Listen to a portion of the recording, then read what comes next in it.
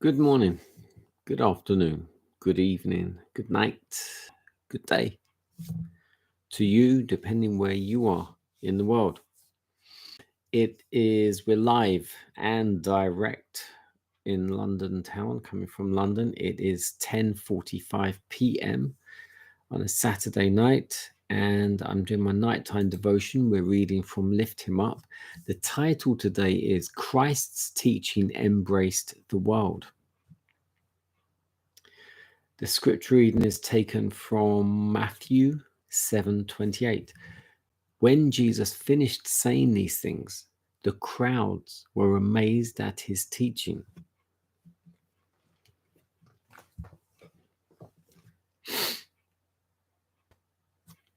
Christ did not deal in abstract theories, but in that which is essential to the development of character, that which will enlarge man's capacity for knowing God and increase his power to do good.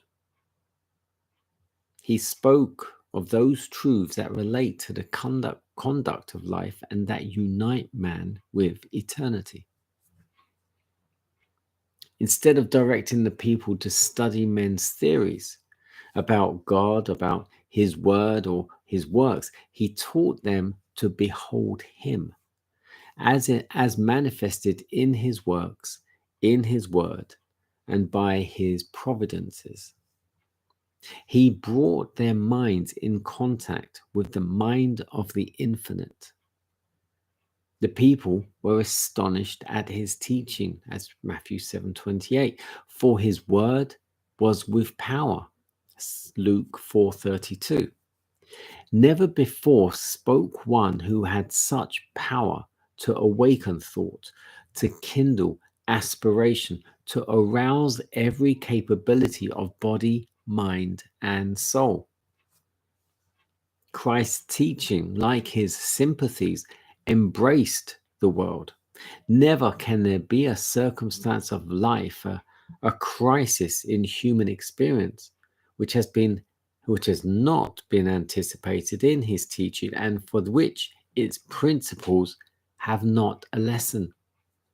The Prince of Teachers, his words will be found a guide to his co-workers till the end of time. Before his mind's eye was outspread every scene of human effort and achievement, of temptation and conflict, of perplexity and peril. All hearts, all homes, all pleasures and joys and aspirations were known to him. He spoke not only for, but to all mankind, to the little child in the gladness of life's morning, to the eager, restless heart of youth, to men in the strength of their years, bearing the burden of responsibility and care, to the aged in their weakness and weariness. To all his message was spoken, to every child of humanity in every land and in every age. In his teaching were embraced the things of time and the things of eternity, things seen in their relation to things unseen, the passing incidents of common life and the solemn issues of the life to come. The things of this life he placed in their true relation as subordinate to those of eternal interest. But he did not ignore their importance.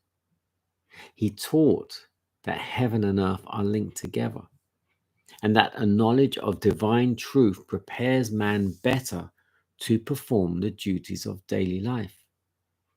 To him, nothing was without purpose. The sports of the child, the toils of the man, life's pleasures and cares and pains, all were means to one end: the revelation of God for the uplifting of humanity.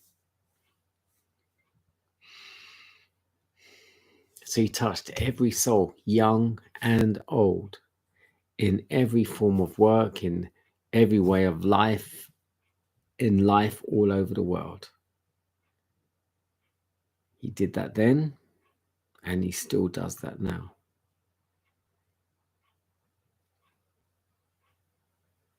And more specifically,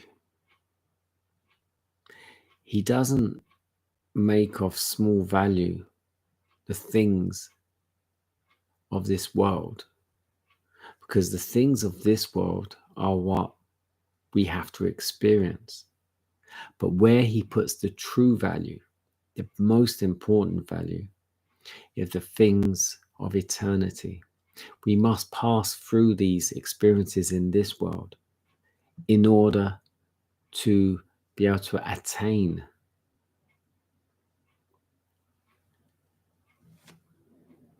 the things of the eternal world to come.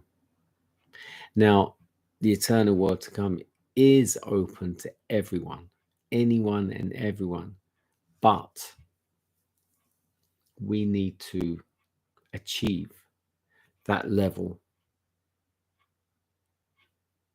to reach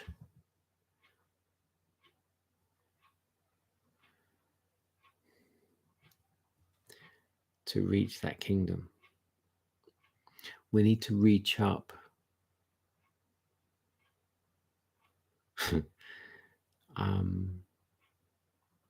we need to up our game. We need to up our level of thinking, up our level of living, up our level of faith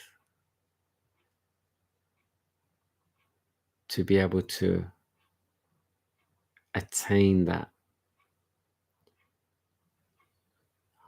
much, much higher way of living, way of thinking, way of spirituality.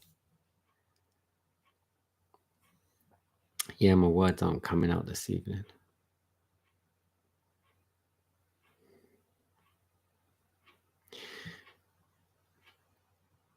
We need to do more, achieve more. But when I'm talking about worldly achievements, I'm talking about spiritual. You're thinking, you're doing.